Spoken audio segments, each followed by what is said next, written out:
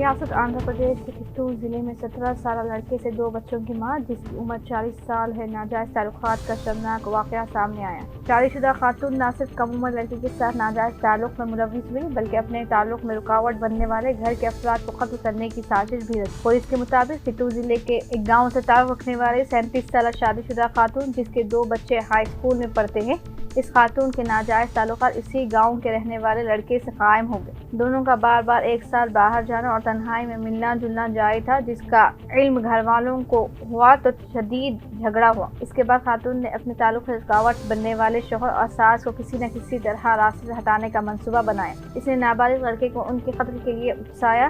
چاشمبے کی رات جب گھر کے تمام افراد سو رہے تھے، اس وقت نابالغ لڑکے نے اپنی معشوقہ کی ساس پر حملہ کیا۔ اس نے ان کی آنکھوں میں مرچ پاؤڈر چھڑک دیا اور چاقو سے گلا کاٹنے کی کوشش کی۔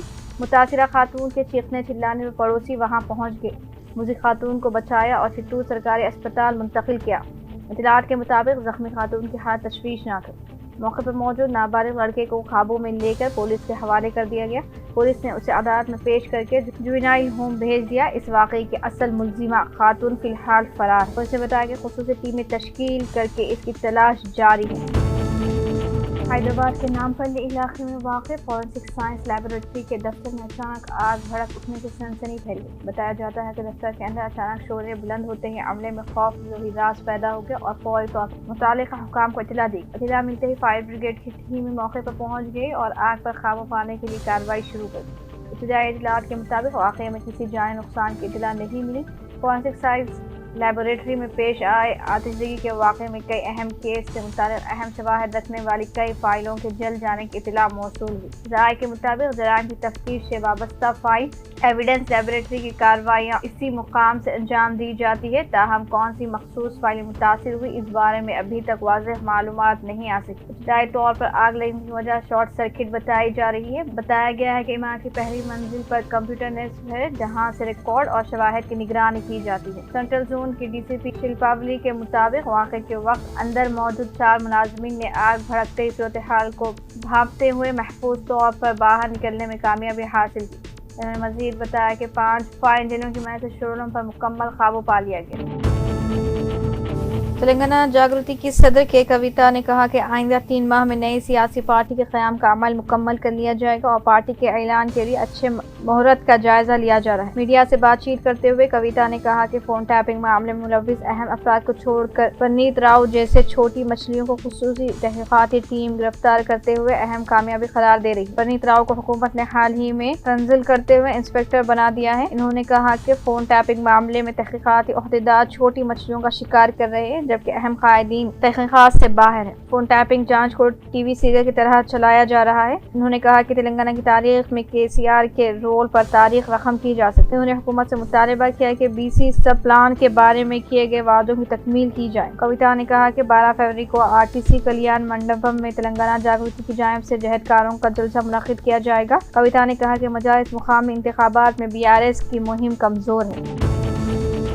ملک کے بازار میں ایک بار پھر سونے اور چاندی کی قیمتوں میں اضافہ ہوا۔ گزشتہ دن کے مقابلے میں ہفتے کے روز 1 کلو چاندی کی قیمت میں 20,000 روپے کا اضافہ درج ہوا۔ حیدرآباد مارکیٹ میں ہفتے کے روز 24 کیرٹ خالص سونے کی قیمت 10 گرام کے لیے 1,61,150 روپے رہی، جو پچھلے دن کے مقابلے میں 3,150 روپے زیادہ ہے۔ وہیں 22 کیرٹ سونے کی قیمت 10 گرام کے لیے 1,43,550 رہی۔ جمعے کے روز 1 کلو چاندی کی قیمت 2,60,000 روپے تھی، جو آج بڑھ کر 2,80,000 روپے تک پہنچ گئی۔ بین الاقوامی مارکیٹ میں بھی ان دھاتوں کی قیمتوں میں اضافہ دیکھا گیا۔ تلنگانہ کے میدک ضلع کے ریگوڑ منڈل میں دل دہلا دینے والا واقعہ پیش آیا، جہاں ترکاری بیچ کر خاندان کا پیٹ پالنے والے 51 سالہ شاکر کو اس کے اپنے بیٹے محمد حسین نے بے دردی سے قتل کر دیا۔ ذرائع کے مطابق ملزم کئی دنوں سے بائک خریدنے اور زمین بیچ کر رقم دینے کے لیے والدین پر دباؤ ڈال رہا تھا اور رقم نہ ملنے پر گھر میں مسلسل جھگڑے ہوتے رہتے تھے۔ 1 ماہ قبل بھی اس نے باپ پر حملہ کیا تھا، مگر گاؤں کے بڑوں نے معاملہ رفع دفع کرا دیا تھا۔ تاہم گزشتہ رات غصے میں اندھا بیٹا سو رہے والد کو گھر سے باہر گھسیٹ لایا اور وحشیانہ تشدد کا نشانہ بنایا، جس کے نتیجے میں شاکر موقع پر ہی دم توڑ گیا۔ واقعے سے علاقے میں سنسنی پھیل گئی اور ہر آنکھ بار ہو گئی۔ پولیس نے فوری طور پر جائے وقوع پہنچ کر نعش کو تحویل میں لے لیا اور مقتول کی بیوی کی شکایت پر مقدمہ درج کر کے تفتیش شروع کر دی، لیکن ملزم کی تلاش جاری ہے۔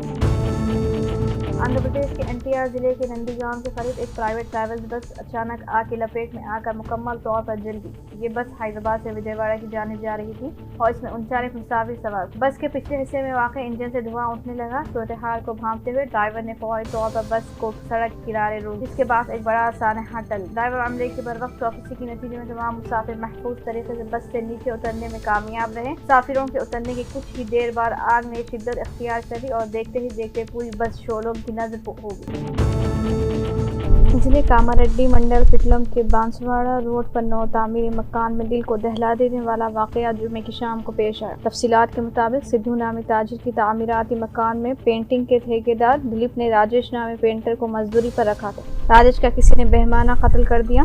سب inspector Patlam T Venkat Rao, Banswada circle inspector نے جائے وقوع پر پہنچ کر معائنہ کیا اور لاش کو پوسٹ مارٹم کی غرض سے بانسواڑہ گورنمنٹ ہاسپٹل کو روانہ کر دیا۔ قتل کا کیس رجسٹر کر کے سب انسپکٹر اور پولیس اہلکاروں نے قاتل کی تلاش میں مصروف ہو گئے۔ سب انسپکٹر نے بتایا کہ قتل کی وجہ معلوم نہیں ہوئی، مختلف زاویوں سے قتل کی واردات کی تفصیلات جمع کر رہے ہیں۔ قاتل کی گرفتاری کو یقینی بنانے کے کئی اقدامات کیے جا رہے ہیں۔